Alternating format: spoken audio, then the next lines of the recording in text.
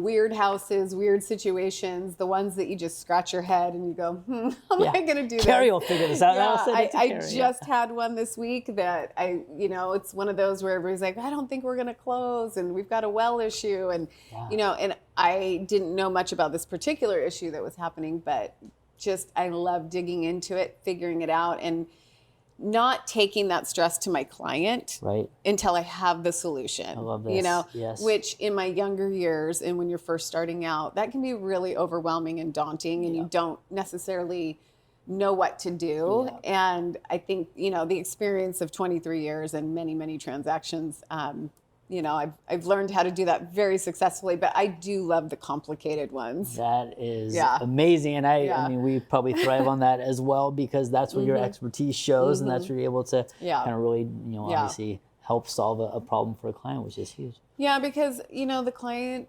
they have two choices. They can remember the problem, or they can remember how you made them feel through that problem. And I've had many people come back to me and say, you know what, you just really made the situation so much easier than it could have been, and we really appreciate that.